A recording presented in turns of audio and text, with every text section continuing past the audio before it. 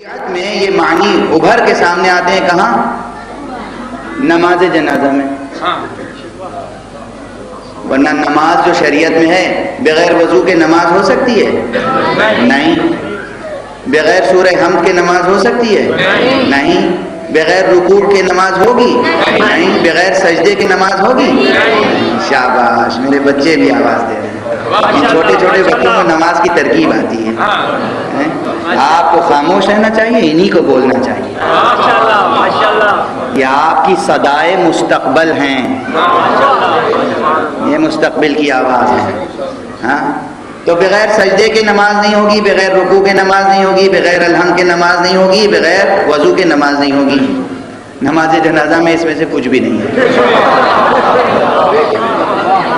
نہ وضو شرط ہے، نہ سورہ حمد کی تلاوت ہے، نہ جناب والا رکوع ہے، نہ سجدہ ہے.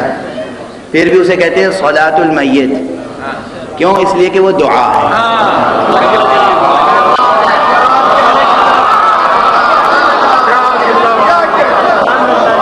صلاۃ المیت کیا ہے؟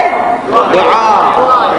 اور ہماری عادت کچھ اور ہے. ہم تو دعا عادتاً کرتے ہیں، امام کبھی عادتاً نہیں کرتا، ارادتاً کرتا ہے. ہم تو دعائیں بھی عادتاً پڑھتے ہیں، معنی معلوم ہے یا نہیں معلوم ہے، ترجمہ دیکھا یا نہیں دیکھا، دعا کر رہے ہیں، دعا کر نہیں رہے، دعا پڑھ رہے ہیں، دعا پڑھ رہے ہیں. امام کبھی اس طریقے سے دعا پڑھتا نہیں، دعا کرتا ہے امام. اور جب دعا کرتا ہے تو اس میں اس کا ارادہ